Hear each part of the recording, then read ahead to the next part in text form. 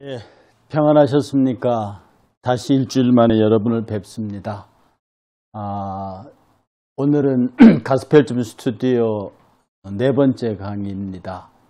오늘 강의의 제목은 계시와 성경. 사실은 이건 우리 신앙인들에게는 굉장히 중요한 문제죠. 그래서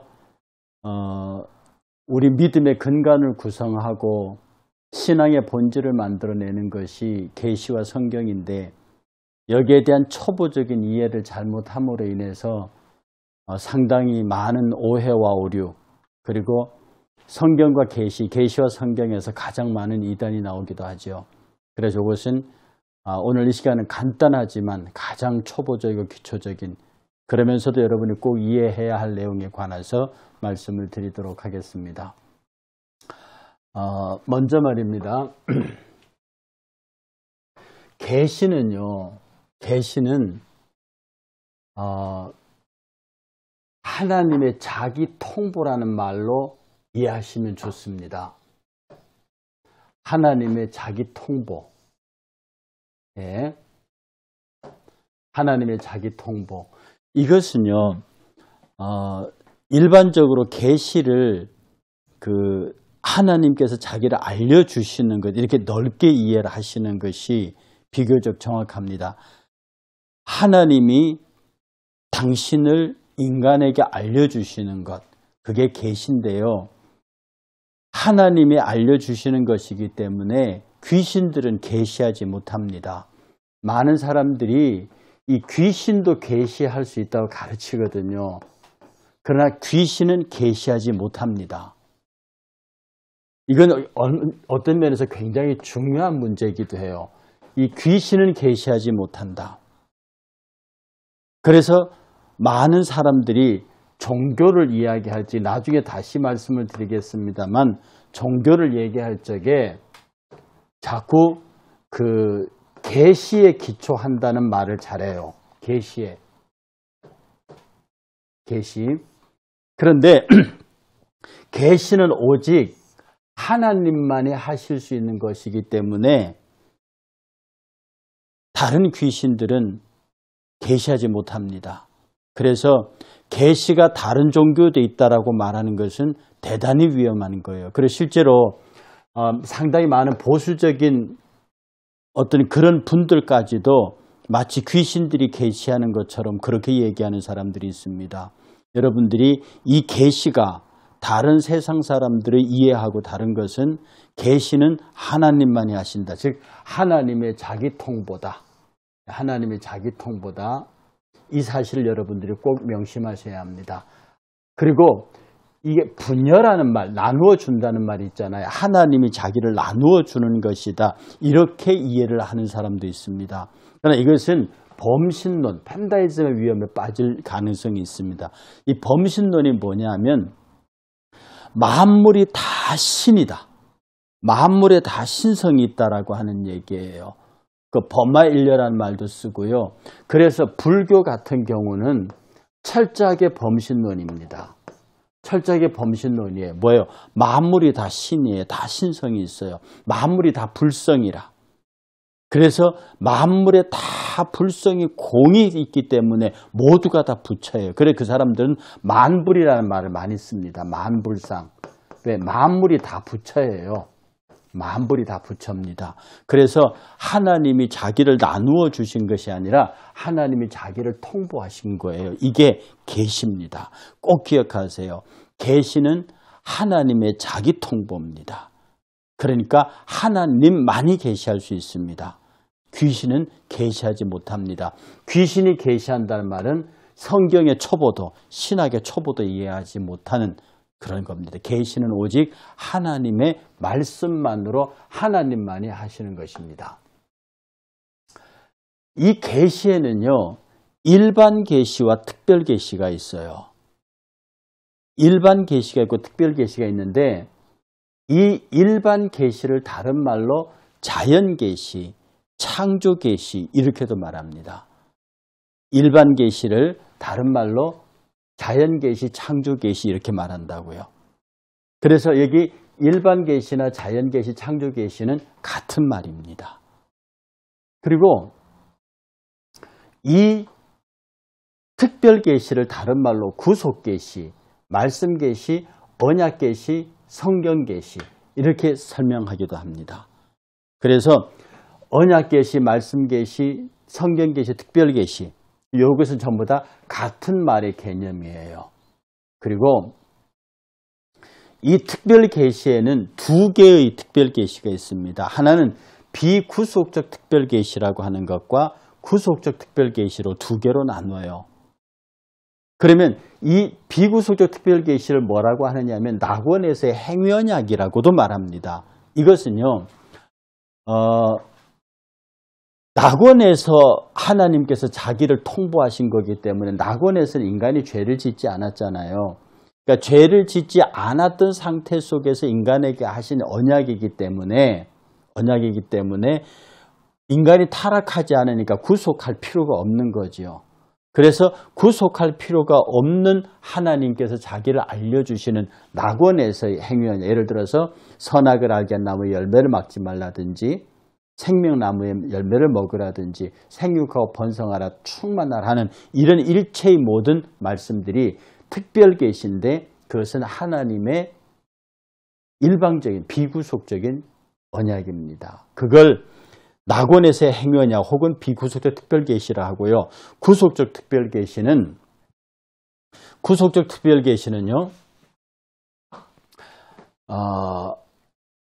요것에 반대되는 말이죠.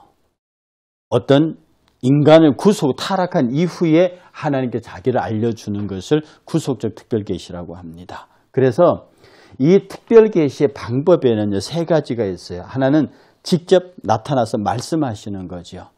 직접 말씀하시는 거. 두 번째, 직접 나타나시는 거, 말씀하시는 거. 그러니까 이스라엘 백성이 들으라고 말씀하시고 하나님의 군대 장관이 나타나고 구약 이런 거 많이 있죠. 그렇게 하는 특별 계시가 있고요.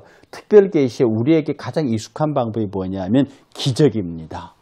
그러니까 많은 사람들이 기적에 대해서 기적은 이렇게 정의합니다. 여러분 이거 꼭 기억해 두시는 게 좋아요. 통상의 자연 법칙을 헐지 않으면서, 통상의 자연 법칙을 헐지 않으면서, 구속을 목적으로 인간의 역사 속에 개입하시는 하나님의 특별 동작. 조금 어렵게 보이지만 우리가 많은 사람들이 기적을 행한다 하잖아요. 지금도 교회 안에서 많은 사람들이 기적을 행한다 합니다. 그런데 여기서 정말 조심해. 기적을 부정하는 게 아니고요. 통상의 자연 법칙을 헐지 않아요. 다시 말해서 마리아가 처녀 탄생을 했다고 해서 이 세상의 모든 여자들이 처녀 탄생이 가능한 게 아닙니다. 그런 법칙이 헐어지진 않아요. 무너지지 않으면서도 인간의 구속을 위하여 역사 속에 개입하신 하나님의 특별한 동작이에요. 이게 기적입니다. 그래서 우리 주변에 나타나는 많은 기적의 역사들을 볼 때요.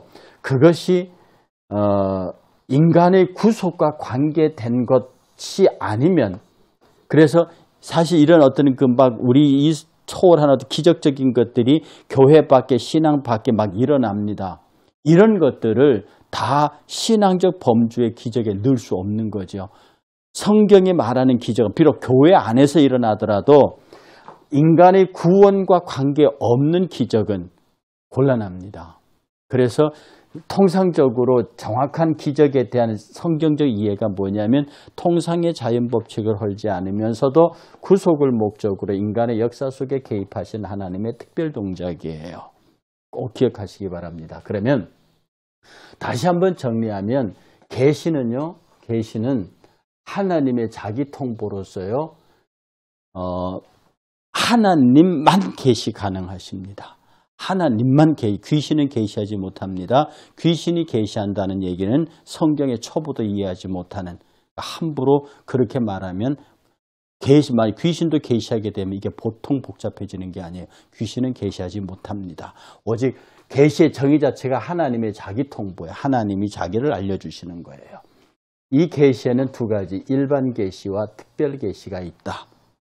우리 일반 계시는 자연 계시, 창조 계시인데 계시는 하나님을 알려주시는 거니까 자연과 창조, 만물 속에 저 만물 자연 속에 하나님을 알만한 것들을 두세요. 로마서 1장에도 그 얘기 나오죠. 하나님을 알만한 것이 저희 속에 있습니다. 그래서 참 아름다워라 주님의 세계는 그 모든 만물 속에 하나님의 아름다운 창조가 있어요. 그 자연을 보고 하나님을 알 수 있다고요. 그게 자연 계시입니다. 특별 계시는 구속 계시, 말씀 계시, 언약 계시, 성경 계시 이렇게 표현되는 것인데 이 특별 계시가 두 개로 나눈다. 하나는 인간이 타락하기 이전에 하신 말씀, 언약 이것을 우리는 비구속적 특별 계시를 하고요. 인간이 타락한 다음에 나타난 특별 계시를 구속 계시, 말씀 계시, 언약 계시, 성경 계시라고도 합니다. 그래서 비구속적 특별 계시를 언급할 때는 말씀 계시, 언약 계시가 주를 이루고요. 구속적 특별 계시를 말할 때는 네 가지를 다 써도 상관이 없습니다. 그리고 이 특별 계시의 방법은 직접 말씀하시는 거, 그 다음에 나타나시는 것, 그 다음에 기적을 행하시는 것, 이게 특별 계시의 방법입니다. 그래서 기적은 통상의 자연 법칙을 헐지 않으면서 구속을 목적으로 인간의 역사 속에 개입하신 하나님의 특별 동작이다. 네, 기억하시면 이렇게 계시를 딱 정의해 놓고 가시면 앞으로 성경에서나 다른 성경 공부서 어디에서나 계시 이야기를 해도 여러분이 미혹당하지 않으십니다. 네. 그 다음 특별 계시에 대해서 한번 얘기를 해볼 건데요. 인간이 타락한 이후 타락하기 전에 특별 계시는 인간과 하나님의 아주 아름다운 교제의 현상이고 장이었기 때문에 심각한 것은 아니었습니다. 그러나 인간이 타락한 이후에 특별 계시가 절실했어요. 왜냐하면 인간이 타락한 이후에는 자연 계시, 여기 자연조차도 완전히 하나님의 형상을 이 자연 계시가 다 망가져 버렸어요. 자연 계시가 파괴되는 바람에 저 자연이 저렇게 있어도 옛날에는 그 자연만으로 하나님을 알 수 있었는데 모르는 거야. 이제는 하나님을 알 수 없게 되어버린 거예요. 그래서 인간은 하나님에 대해서 캄캄하게 된 거죠. 그래서 인간이 하나님과 끊어진 말미암아 절망과 좌절에 빠질 수밖에 없었어요. 그러니까 인간과 만물의 구속을 위해서 하나님께서 자신을 계시하시기로 작정하신 것이에요. 그것이 특별 계시예요. 그러니까 특별 계시가 앞서 말씀드렸던 낙원에서의 행위냐 비구속적 특별 계시 말고 인간이 타락한 이후에 나타난 특별 계시는 자연 계시가 인간의 타락으로 완전히 망가져 버려서 더 이상 자연 속에서는 하나님의 흔적은 찾을 수 있어도 하나님을 발견할 수 없어요. 전혀 발견할 수 없지. 그러니까 하나님의 특별 계시도 끊어져 버렸단 말입니다. 그러면 인간은 더 이상 하나님을 찾아낼 길이 없죠. 그러니까 인간이 바벨탑을 쌓았던 겁니다. 그래서 특별 계시가 필요한 거예요. 그리고 그 특별 계시를 기록한 것이 성경입니다. 그래서 성경 계시라고도 하는 거예요. 그리고 이 성경을 통해서 계시된 하나님의 특별 계시의 특징이 뭐냐 하면 치료하는 계시예요. 다른 말로 구속 계시라고 하죠. 치료하는 계시. 인간의 타락으로 말미암아 인간은 완전히 죄인 되었고 하나님과 원수가 되었고 하나님을 떠나버렸습니다. 이것을 회복하는 계시예요. 이것을 치료해가는 계시예요. 메시아를 약속하는 계시거든요. 구세주를 약속하는 거예요. 그래서 이 성경이라고 하는 특별 계시는요, 모든 인간의 죄와 멸망으로 말미암아 된 이런 것들을 치료하는 계시입니다. 그래서 이것이 구속 계시, 치료하는 계시이기 때문에 이 계시가 주어질 당대만 적용되는 게 아니에요. 오고 오는 모든 세대, 예수님이 재림하실 때까지 모두에게 다 적용되는 계시예요. 그러니까 아브라함에게 내렸던 계시, 롯에게 내렸던 계시, 이사야에게 내렸던 계시, 그것은 그 당대만 유효한 하나님의 계시가 되는 게 아니고요. 오고 오는 영속한 예수님 재림할 때까지 일체 모든 계시가 다 유효해요. 그렇기 때문에 성경 계시는 예수님 재림할 때까지 다 필요한 계시이기 때문에 이를 보존할 책임이 있는 거예요. 보존해야 되는 거예요. 그것이 성경 기록의 이유입니다. 그래서 이 다음 챕터에서, 요 다음 칸에서 말씀드리겠지만 왜 성경이 필요하냐? 왜 성경이 필요하냐라고 물었을 때 그 간단한 대답은요. 이 오고 오는 세대, 영속한 세대에게 전달돼 모두에게 타당한 이 계시가 반드시 보존돼서 전달돼야 하기 때문에 기록으로 남아야 하는 거예요. 그래서 하나님의 특별 계시가 기록으로 남았습니다. 그것이 성경이에요. 그래서 그것을 성경 계시, 부속 계시, 말씀 계시, 언약 계시가 다 특별 계시의 별칭으로 정당성이 있는 겁니다. 그래서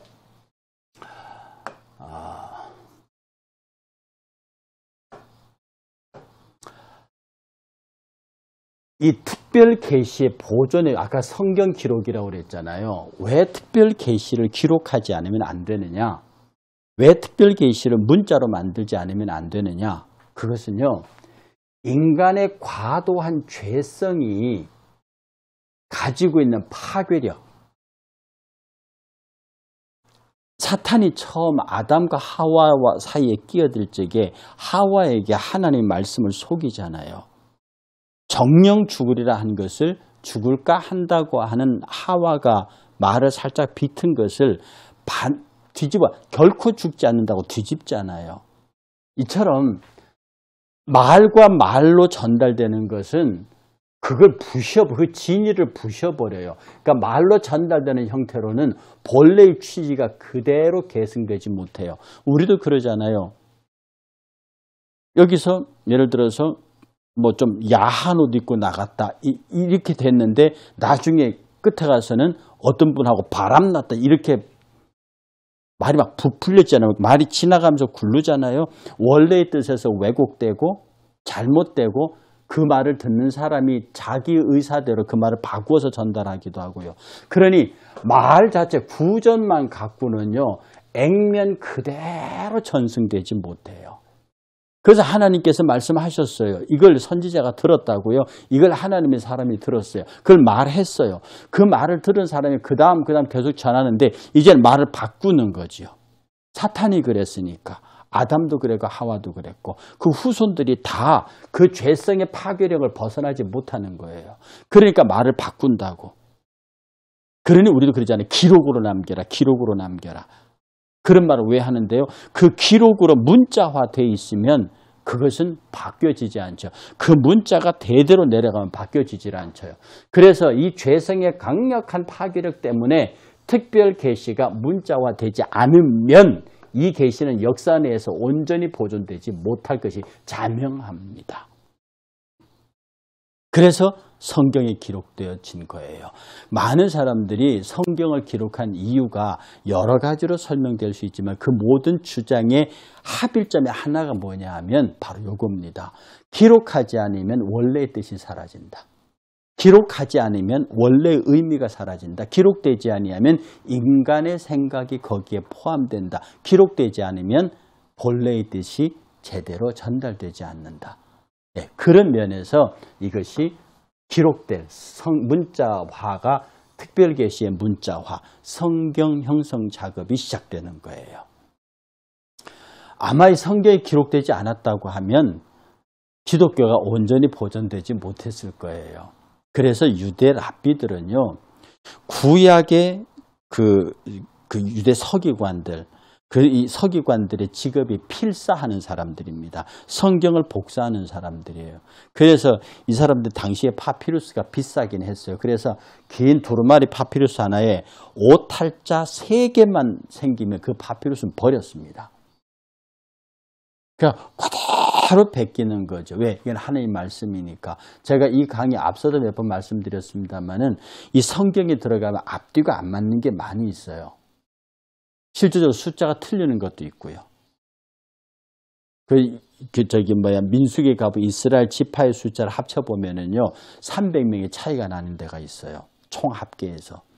그 외에도 많이 있습니다.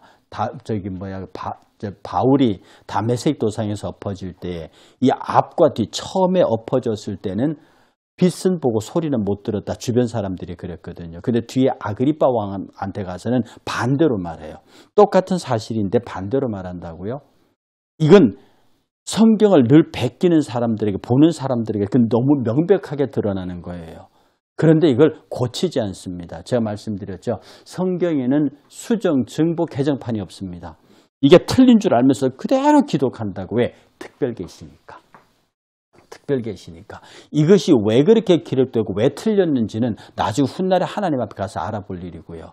하나님으로부터 대답을 듣기 전까지는 그 내용을 수정하거나 바꾸지 않습니다. 이게 이스라엘 랍비들의 생명이었고 서기관들의 그들의 법이었습니다.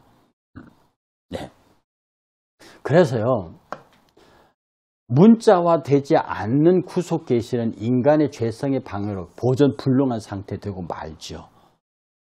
그러니까 반드시 기록되는데 디모데후서 3장 15, 16절에서 바울이 디모데에게 뭐라고 말하냐면 네가 어려서부터 성경을 알았어요. 근데 성경은 능히 너로 하여금 그리스도 예수 안에 있는 모든 믿음으로 말미암아 구원에 이르게 하는 지혜가 있다 그랬습니다. 성경에는 구원에 이르게 하는 지혜가 있어요.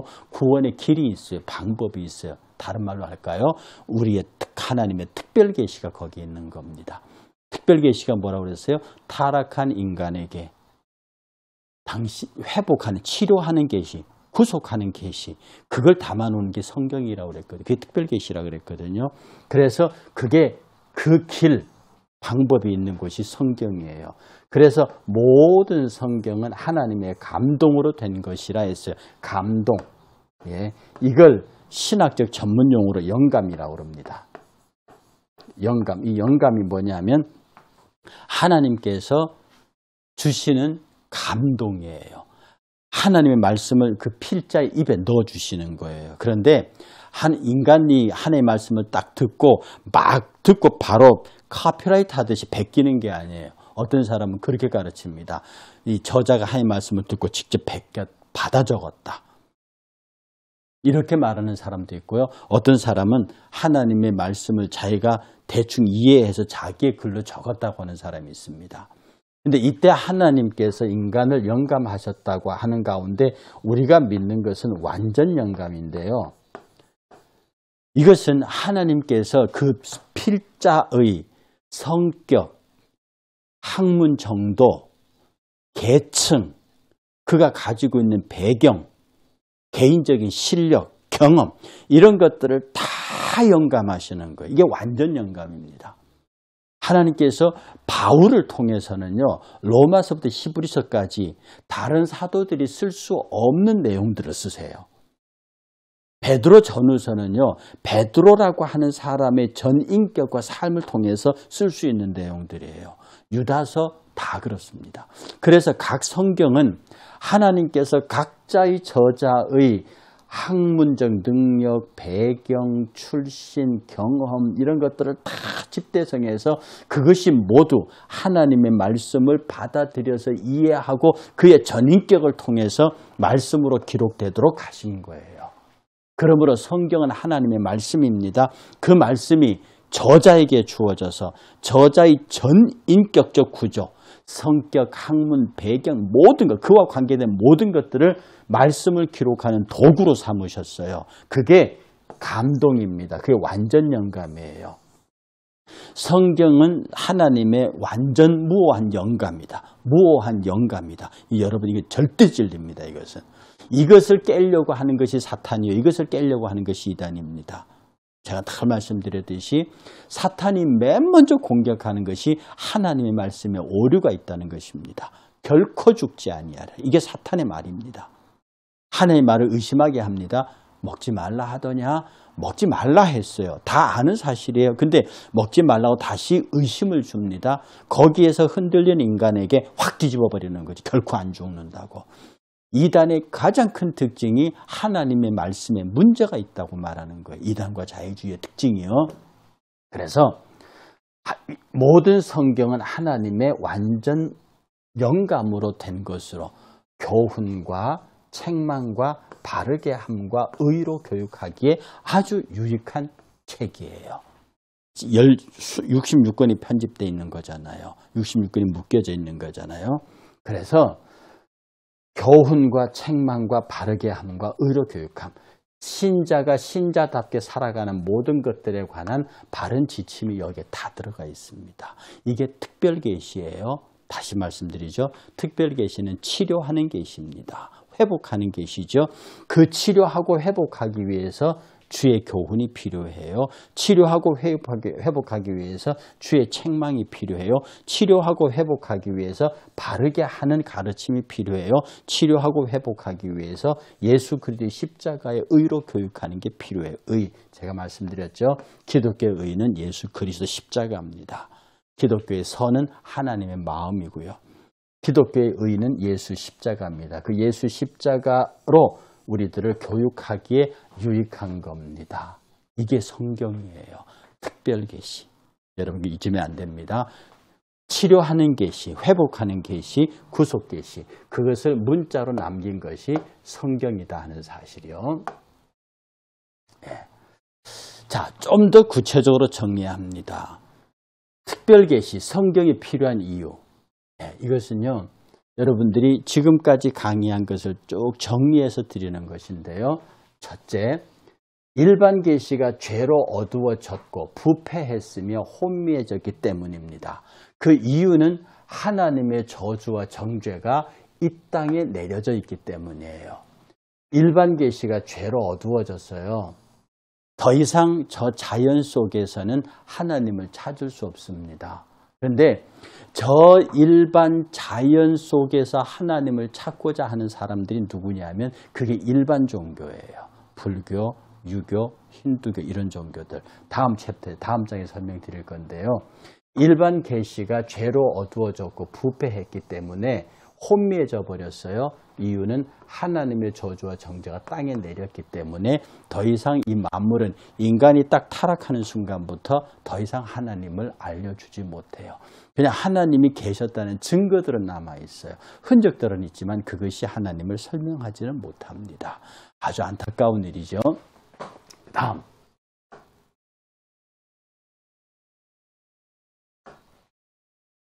이 죄성이 계시를 하나님의 특별 계시를 파괴하고 변조시킵니다. 아까 말씀드렸죠. 이 죄성이 마음 안의 계시를 파괴하고 거짓 것으로 바꿔버립니다. 그래서 일반 계시는 구원 지식을 가져주는데 불가능해요. 저 자연 계시에서는 더 이상 하나님을 알만한 것이 안 나와요. 하나님을 알만한 것이 안 나옵니다. 왜냐하면 인간이 갖고 있는 죄성 때문에 그렇습니다. 일반 계시가 다 망가져 버렸어요. 이 일반 계시가 인간의 죄성으로 말미암아 구체적으로 우리에게는 아무것도 가져다 줄 수 없게 되는 거예요. 그래서 이 일반 계시는 사람을 바꾸지 못합니다. 제가 왜 자꾸 일반 계시를 말하냐면 이 다음 장에서 일반 계시에 기초해 있는 종교들에 대해서 얘기를 하려고 하는 거예요. 그렇기 때문에 여러분들이 일반 계시의 무력함, 무능에 관해서 미리 아실 필요가 있습니다. 이 일반 계시는 사람을 바꾸지 못하는데 이 바꾸기 위해서 치료하는 계시, 구속 계시, 즉 특별 계시가 필요해요. 그래서 타락 이후에 낙원에서 타락 이후에 치료하여 새롭게 고치는 일의 임무가 지워졌고요. 그래서 이 특별 계시는 치료하는 계시로서 재림 때까지만 역사합니다. 더 재림 지났는데도 하나님의 나라가 왔는데도 이 특별 계시는 존재하지 않아요. 그래서 성경은 언제까지냐? 재림 때까지입니다. 주의 재림으로 모든 성경은 완결되는 거죠. 그래서 구약은 오실 그리스도를 향해서 달려왔고요. 신약은 다시 오실 그리스도를 향해서 달립니다. 그리고 다시 오실 그리스도가 오시면 모든 게 종결돼요. 그때도 특별 계시도 역사도 끝난다 이 말입니다. 자.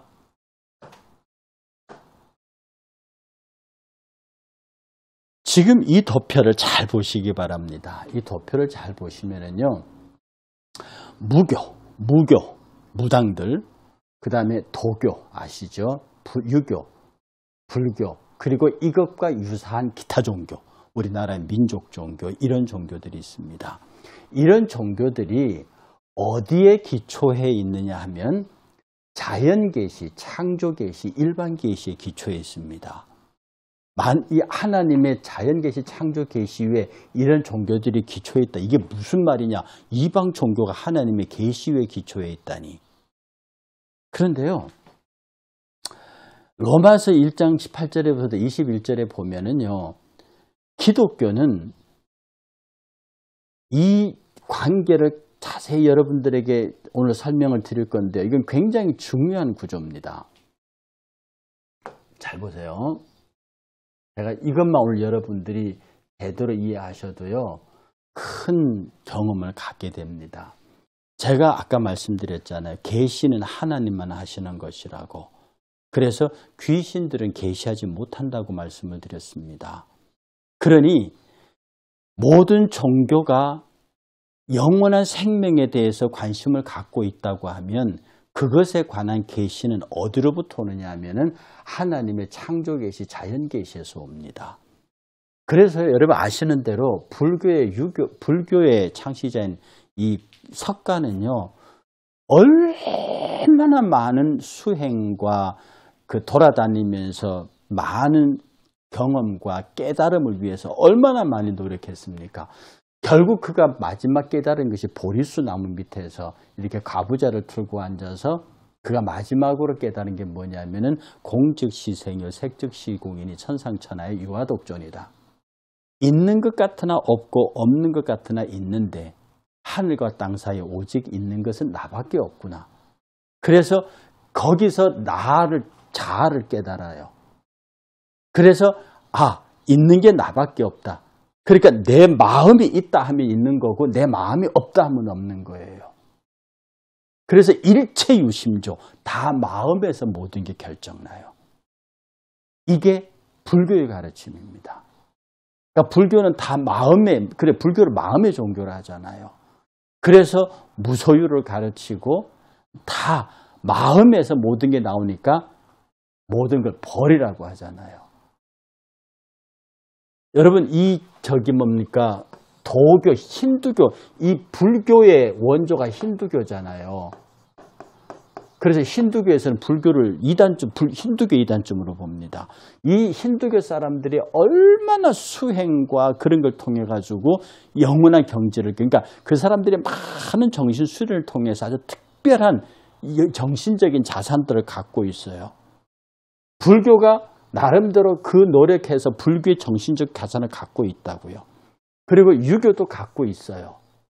도교에도 물론 있고요. 물론 이 무당들은요, 귀신들이 그 접신을 받긴 하지만 다 자연들을 섬기는 종교입니다.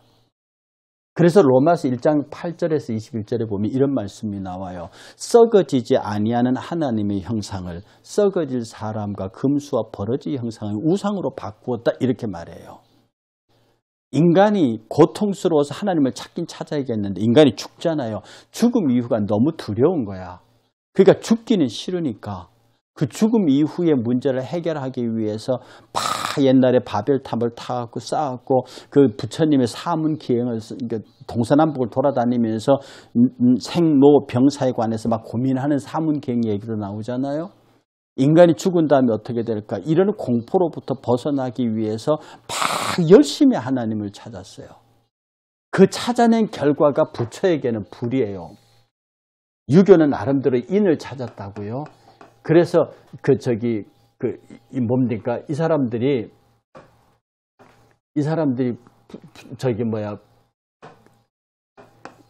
이 사람들이 유교를 종교로 보느냐 안 보느냐의 문제는 또 달라요.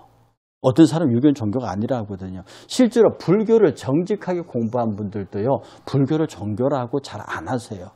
불교가 무슨 종교냐 이렇게 얘기하자면, 왜냐하면 정신의 세계를 얘기하는 거니까.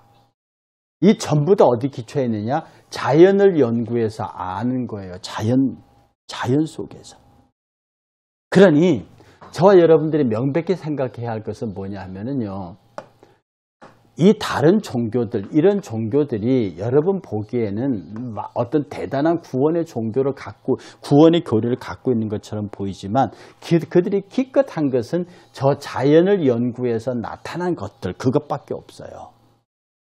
그걸 연구해서 그 자연에서 보통 사람들이 깨닫지 못하는 것을 더 수행하고 더 노력해서 더 찾아낸 것에 불과한 것이지 자연 계시 이미 근데 이것도 인간이 타락하기 이전의 자연 계시가 아니라 타락한 이후의 자연 계시라서 다 망가져 버린 거예요. 저기서는 썩어지지 아니하는 하나님의 형상을 썩어지지 않은 사람과 금속 버려진 형상의 우상으로 바꾼 저 자연 계시에서는 아무것도 못합니다.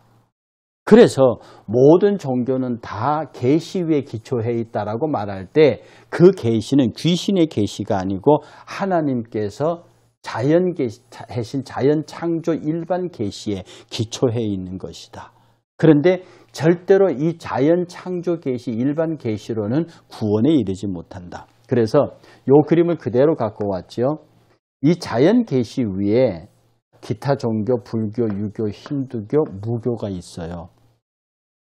그런데 기독교는요. 특별 계시 위에 기초해 있어요. 이 특별 계시가 뭐냐? 예수 그리스도 안에서 당신을 구속주로 나타내신 하나님이에요. 그 특별 계시, 치료하는 계시, 이 기독교의 계시는 특별 계시인데 예수 그리스도 안에서 당신을 구속주로 나타내신 그 하나님에 대해서 이야기하는 특별 계시. 예수 그리스도 안에서 자신을 구속주로 드러내신 그분의 자기 통보. 이게 기독교의 가르침입니다. 그래서 여기 무교나 도교나 유교나 불교나 기타 힌두교 이런 종교에 진리가 없다는 말이 아니에요. 저는 이것을 뭐라고 말씀을 드리냐면 진리의 파편이라고 말씀드립니다. 파편. 왜 이러지? 네.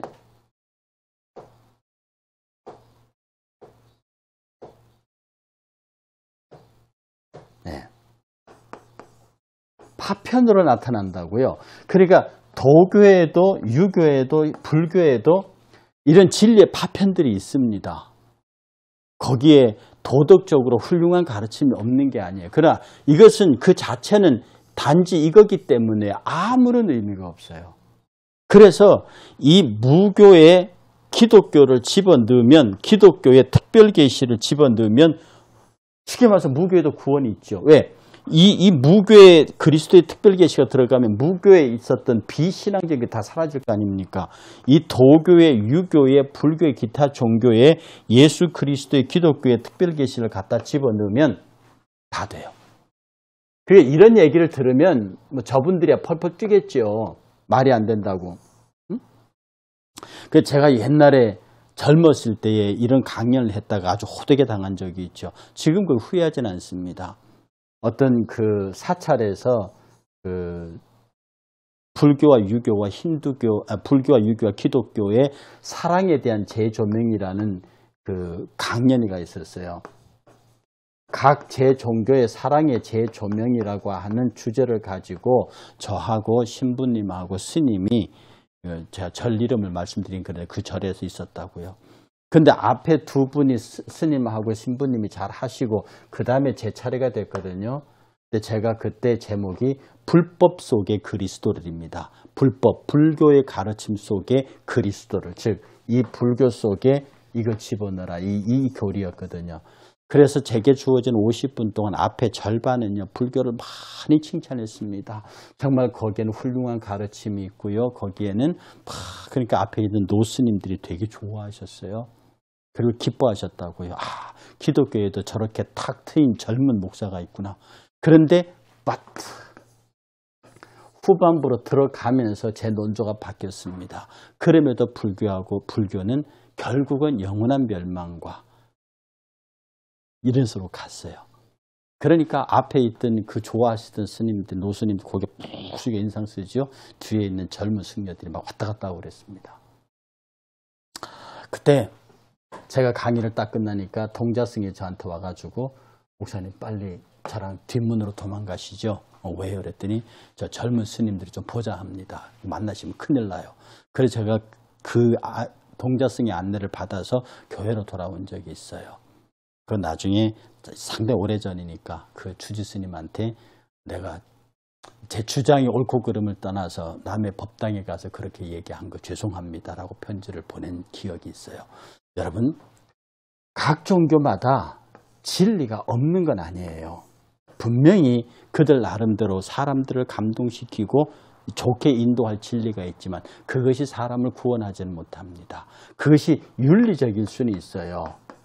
그리고 도덕적일 수는 있었고요. 그리고 그 당대의 합법이고 상식적일 수는 있습니다. 그러나 그게 구원하지는 못한다고요.